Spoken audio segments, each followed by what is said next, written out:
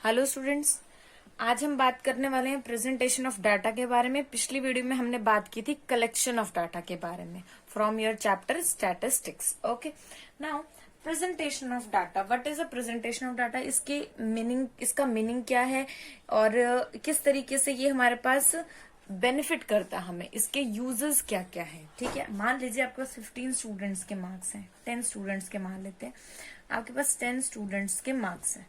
ठीक है, like 33, 96, 74. After that you can take 67, 69, 32, 99. Okay, ये हो गया आपके पास 1 2 3 4 5 6 7 एंड 32 आपके पास दो बार हो जाएगा, right, is just like 31. Okay, after that 70. Okay, ये आपके पास मार्क्स हो गए हैं एंड राइट हियर 75. ठीक है, ये आपके पास मार्क्स हो गए 10 स्टूडेंट्स के। अब अगर मैं आपसे ये कहूं, मुझे ये बताइए कि हाईएस्ट किसके हैं, लोवेस्ट किसके हैं, तो आपको एक बार चेक करना पड़ेगा। 99, after that you said lowest आ जाएंगे 31। फिर यही डाटा है हमारे पास और मान लीजिए सेम डाटा है, मैंने किसी और से पूछा है, ठीक है, कि बताइए हाईएस्ट किसके हैं, लोवेस्ट किसके हैं, फिर आपको एक बार देखना पड़ेगा 99, 31. ठीक है, बट अगर हम इसे एक ऑर्गेनाइज फॉर्म में लिख देंगे तो जब भी ये लिस्ट किसी के भी पास जाएगी तो इजीली हम बता सकते हैं कि हाईएस्ट मार्क्स किसके हैं और लोएस्ट मार्क्स किसके हैं। ठीक है, तो यहां से हमारे पास जो हाईएस्ट मार्क्स हैं वो कितने आ रहे हैं, 99. ठीक है, और जो लोएस्ट हैं आपके पास वो कितने आ रहे हैं, 31.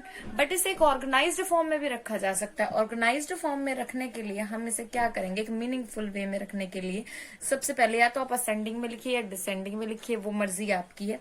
31, आफ्टर दैट वी हैव 32, 33, उसके बाद आपके पास है 67, 69, 70, 74, 75, ओके, 96 एंड 99. काउंट कर लीजिए, 1 2 3 4 5 6 7 8 9 एंड 10. हमारे पास पूरे सिक्वेंशियल वे में ये आ गए हैं। ठीक है, फिर उसके बाद बात करते हैं हम रेंज की। रेंज हमारे पास क्या होती है, किस रेंज के अंदर हमारे पास ये मार्क्स जो है लाई करेंगे। ठीक है, रेंज हमारे पास फैक्टर इसी चीज का एनालिसिस होती है, जिसके अंदर हम क्या करते हैं, highest value minus lowest value. Okay, कि हाईएस्ट वैल्यू में से लोएस्ट वैल्यू को हम सब्ट्रैक्ट करते हैं। अब यहाँ हाईएस्ट कितनी है, 99, और लोएस्ट वैल्यू जो है वो आपकी कितनी है, 31. अब यहाँ सब्ट्रैक्ट कर दीजिए आप। ठीक है, सब्ट्रैक्ट करने के बाद ये आपके पास हो जाएगा 8 और 68. तो इस डाटा के लिए जो रेंज है वो कितनी रहेगी, 68. ओके, चलिए अब इस डाटा को मैं थोड़ा सा चेंज कर देती हूँ और आपके लिए एक क्वेश्चन है, reply me in the comment box कि आपके पास अब रेंज कितनी रहेगी। ठीक है, आपको एक ऑर्गेनाइज फॉर्म से ये चीज फाइंड आउट करनी है कि आपके पास रेंज जो है वो कितनी रहेगी। हमारे पास यहाँ पर डाटा है यही कोई 15 स्टूडेंट्स का। ठीक है, 15 स्टूडेंट्स का डाटा है और ये उनके मार्क्स हैं, maths and this is for English. ठीक है, मैं यहाँ उनके मार्क्स लिख रही हूँ, लाइक 77, 79, 60, 78, 96, 32. ओके, 40, 15 नहीं, 10 ही कर लेते हैं। ठीक है, 32, आफ्टर दैट 36, 48, 31 एंड 99. ओके, ये आपके पास क्या आ जाएंगे, ये कितने हो जाएंगे, 1 2 3 4 5 6 7 8 9 and 10.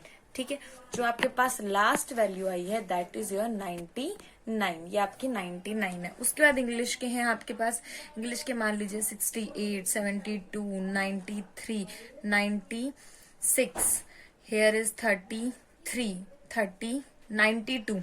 Okay, 62, 75, 79, 80.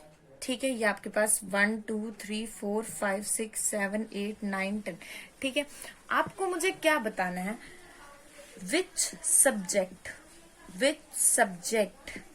Has highest range. ठीक है, और has the greater value for range. ठीक है, has greater value of range. ठीक है, ग्रेटर वैल्यू क्या रहेगी, रेंज की. यहाँ पे आपकी लास्ट वैल्यू 80 है, हेयर इज 99, ठीक है। तो अब आपको ये बताना है कि कौन से सब्जेक्ट की रेंज हायर है। आपको पहले मैथ्स के निकालनी है, फिर इंग्लिश के निकालनी है, फिर मुझे बताना है कि किसकी वैल्यू जो है वो हमारे पास क्या आई है, ग्रेटेस्ट आई है। ओके, उसके बाद अब ये तो बात हुई आपके पास, मान लीजिए कि एक बच्चा है, उसके इतने मार्क्स आए हैं, ठीक है। हो सकता है कि 2 के मार्क्स आपके पास क्लैश भी कर जाएं, ठीक है। अब वो चीज हम कैसे देखेंगे, उस चीज को हम कैसे देखेंगे। मान लीजिए कि आपके पास मार्क्स लिखे हुए हैं 10 स्टूडेंट्स के और 15 स्टूडेंट्स के, जो भी हैं, ठीक है। 10, 20, 36, 92, 95, ठीक है। उसके बाद अगेन 20 आ जाएगा, 92 है, फिर 33, 36, मतलब एक वैल्यू जो है वो आपकी रिपीट हो रही है, ठीक है।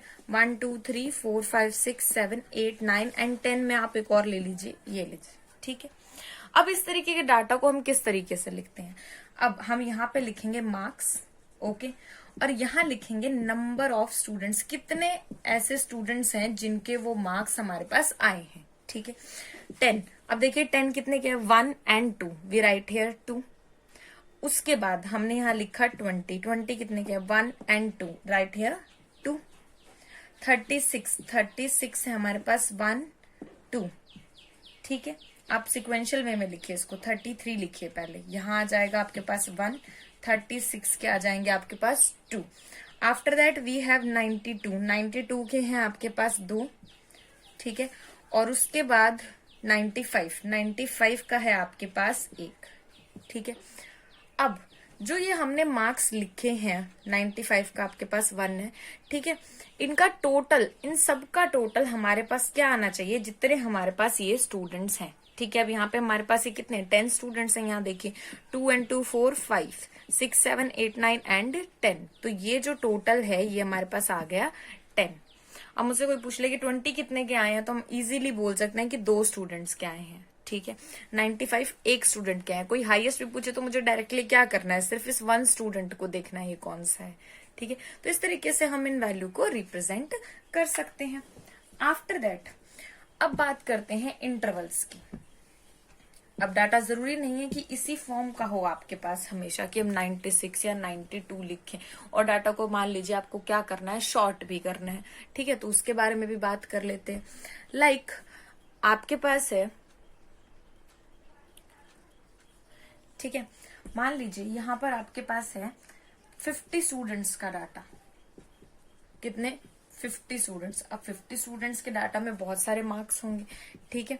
91 है, 92 है, 33 है, 40 है, 46 है, 55 है, अगेन 92 रिपीट भी है हमारे पास, ठीक है। अगेन हमारे पास 92 रिपीट भी है, ओके। 92 रिपीट होने के बाद मान लीजिए यहाँ पे आपके पास है 90, ओके, 36, 42, 67, 77, 95, 39, 54, 15, 36, अगेन वैल्यू रिपीट हो रही है। तो आप अब हर एक वैल्यू के लिए 50 वैल्यूज तक हम लिखेंगे। हर एक वैल्यू के लिए आप अलग अलग नहीं बना सकते कि आपने 36 का बनाया, 42 का बनाया, 15 का बनाया, ऐसे तो हमारे पास ये टेबल बहुत ज्यादा बड़ा हो जाएगा, ठीक है। तो यहाँ पे हम डिसाइड करते हैं इंटरवल। क्या डिसाइड करते हैं हम यहाँ पर, इंटरवल्स, ओके, इंटरवल्स। अब मैंने पहला इंटरवल जो है वो ले लिया, जैसे हमारे यहाँ 15 वैल्यू, तो मैंने ले लिया 10 से लेके 19 तक। दूसरा फिर मैंने ले लिया 20 से लेके 29 तक।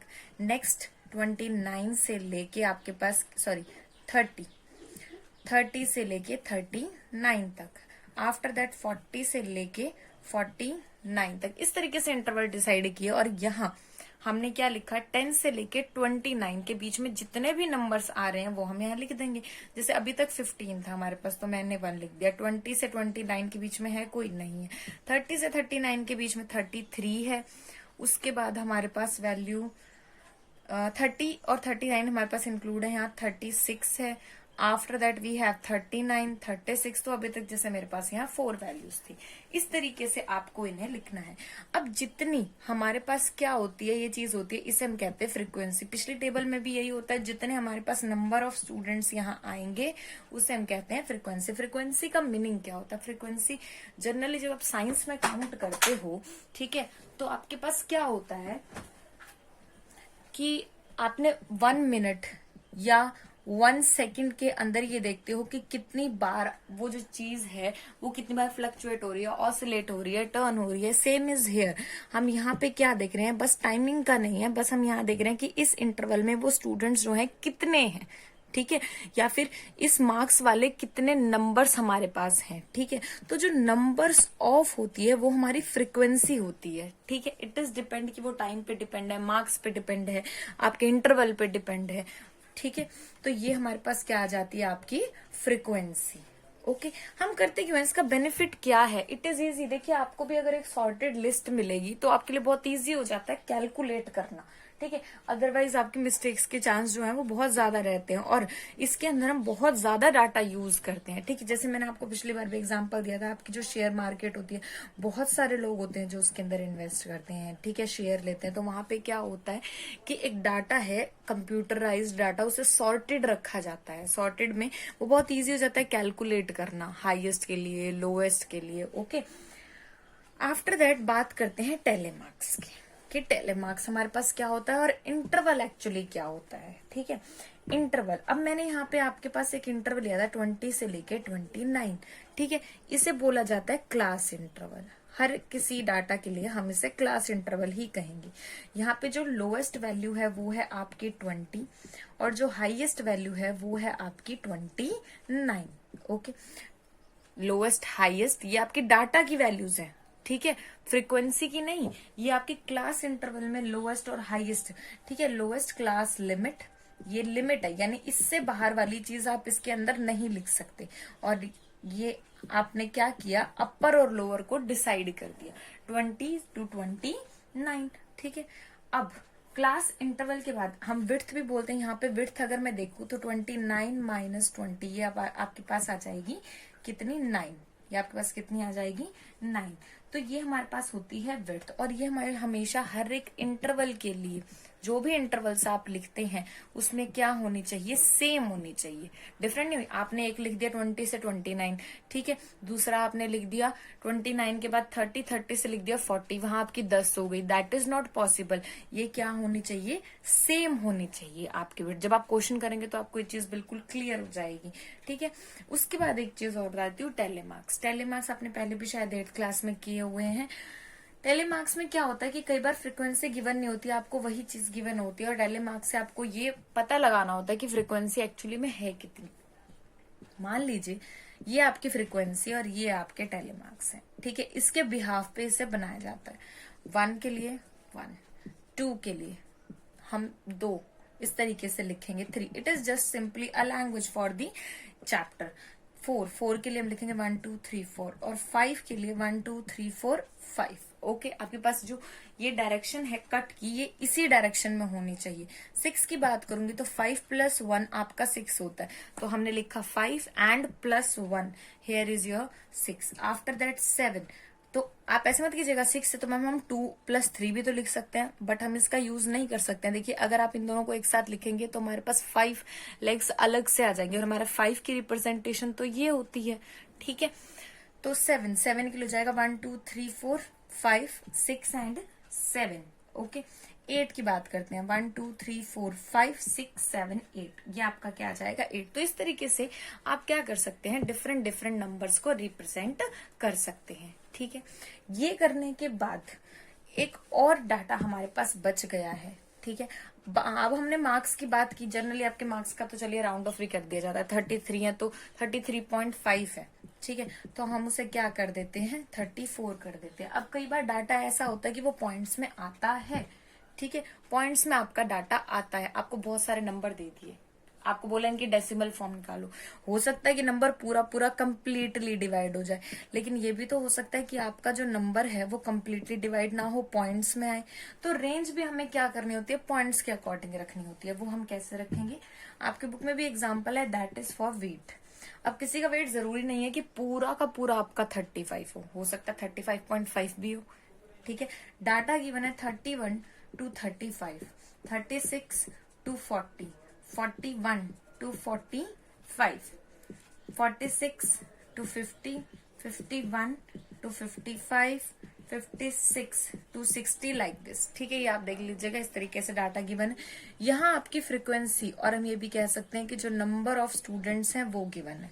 ओके, लाइक 9, 5, और यहाँ पे आपका ये है 9, 5, 14, 3, 1 एंड 2। इस तरीके से आपको डाटा गिवन है। अब व्हाट अबाउट द वेट, कि जिसका वेट आपके पास 35.5 होगा, वो आप कहाँ रखोगे? ना तो आप यहाँ रख सकते हो बिकॉज आपकी जो हाईएस्ट लिमिट है उससे बाहर जा रहा है, ना ही आप यहाँ रख सकते हो बिकॉज इसकी लोएस्ट लिमिट से बाहर जा रहा है। Now what about this student जिसका वेट हमारे पास इतना आएगा। ठीक है, आपको पता है कि वेट किसी भी अकॉर्डिंग आ सकता है। तो इसके लिए हमें क्या करना पड़ेगा, इन इंटरवल्स में हमें पॉइंट को डिसाइड करना पड़ेगा। आपको पता है कि किसी भी नंबर के बीच में 0.5 आपकी मिड वैल्यू होती है। ओके, अब ये जो 0.5 है आपके पास, ये देखिए, ये इधर से 1, 2, 3, 4 तक कंटेन करता है, और इसके बाद वाले 6, 7, 8, 9 और 10 में तो हमारा कंप्लीट नंबर हो ही जाता है, इन्हें कंटेन करता है।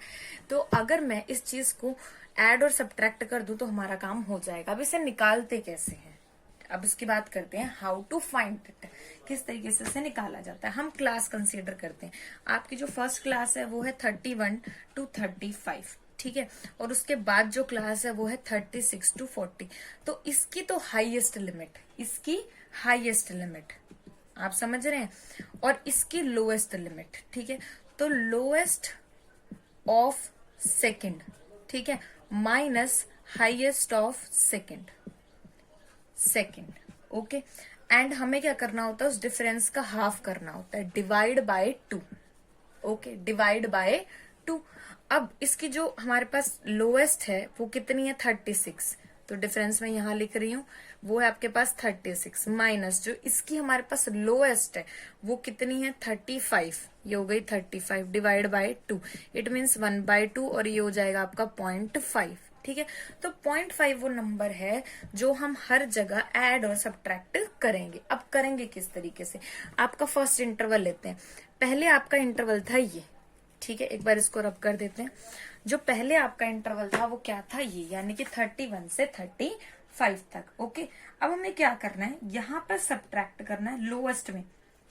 लोएस्ट में आपको क्या करना है, सब्ट्रैक्ट करना है, हाईएस्ट में ऐड करना है। इस बात को ध्यान से समझ लीजिए। ठीक है, तो जो आपके पास न्यू क्लास आएगी, ठीक है, वो क्या आएगी, मैंने इसमें से सब्ट्रैक्ट किया, 31 में से 0.5 को करेंगे तो 30.5, और यहाँ ऐड करेंगे तो इट विल बी 35.5। सब्ट्रैक्ट किया 35.5, और वैसे भी देखिए आपके पास ये कंटिन्यूअस नहीं था, 35, 36, इसके बीच वाले जो हैं वो हमारे पास यहाँ पर नहीं है। ठीक है, कई बार हमें ये भी करना पड़ता है, 40.5, हेयर इज 40.5, 45.5, ठीक है, आफ्टर दैट 45.5, ये हो जाएगा आपका 50.5, और इसी तरीके से कंटिन्यू चलेगा। अब यहां पे आप लिखेंगे आपकी फ्रीक्वेंसी जो भी आपको गिवन है। ठीक है, अब देखिए आपका डाटा भी कंटिन्यूस हो गया, class interval 35, here is 45, here is 45 to, यानी कि ये वाले इधर आ जाएंगे और इधर वाले इधर आ जाएंगे। वो डिपेंड करता है जिस तरीके से आपको डाटा गिवन होगा। जब आप क्वेश्चन करेंगे तो ये चीज बिल्कुल क्लियर हो जाएगी। तो आज हमने डिफरेंट टाइप की प्रेजेंटेशन ऑफ डाटा पढ़ी है। ठीक है, कि नॉर्मल गिवन है तो क्या है, और प्रेजेंटेशन ऑफ डाटा में अगर क्लास बनानी है तो एक चीज और मैं आपको क्लियर करती हूँ, व्हाट इज रॉ डाटा, कि रॉ डाटा क्या होता है। कई बार आपसे पूछ लिया जाता है व्हाट इज रॉ डाटा। ठीक है, मान लीजिए आपको घर पे क्या करना है, या फिर आपको कोई प्रोजेक्ट बनाना है। ठीक है, मान लीजिए साइंस का ही कोई प्रोजेक्ट बनाना है। चलिए आपके घर में बिल्कुल डेली का एग्जाम्पल लेते हैं। ठीक है, आपको कोई मतलब डिश ट्राई करनी है, स्वीट डिश ट्राई करनी है, या जो भी ट्राई करना है, उसके लिए जिन जिन वेजिटेबल्स की जरूरत है, नॉट स्वीट डिश, ओके, कोई भी आपको डिश ट्राई करनी है, okay, that must be salty, vegetables की जरूरत है या फिर जिन भी आपको जैसे सॉल्ट की जरूरत है आपको, ठीक है, और हो सकता है कि आपको वाटर की जरूरत है। तो जिन जिन चीजों की आपको यूज करना पड़ रहा है एक चीज को बनाने के लिए, उसे हम बोल देते हैं रॉ डाटा, ठीक है। और ये बहुत ही अनमैनर्ड फॉर्म में है, आपके पास छोटी छोटी चीजें हैं, उन्हें कट करना पड़ रहा है, सॉल्ट का अमाउंट देखना पड़ रहा है, वाटर का अमाउंट देखना पड़ रहा है। तो रॉ डाटा से आप क्या कर रहे हैं, एक पर्टिकुलर चीज बना रहे हैं, ठीक है। Same is here for mathematics also. जब आपके पास एक बहुत सारा डाटा गिवन हो और आपको ये बोला जाए बताइए, ठीक है, आपको ये बोल दिया गया कि 50% से ज्यादा वाले स्टूडेंट्स का निकालिए, तो उनके जो डिफरेंट डिफरेंट सब्जेक्ट के क्या होंगे, मार्क्स होंगे, ठीक है, और स्टूडेंट्स का जो नेम होगा, ठीक है, ये आपके पास क्या रहेगा, ये आपका रॉ डाटा रहेगा। वहां से आप क्या करेंगे, एक लिस्ट तैयार करेंगे। उस लिस्ट से आप 50% से ऊपर जो भी बच्चे हैं उनका रिजल्ट निकाल लेंगे। तो that is your raw data, okay.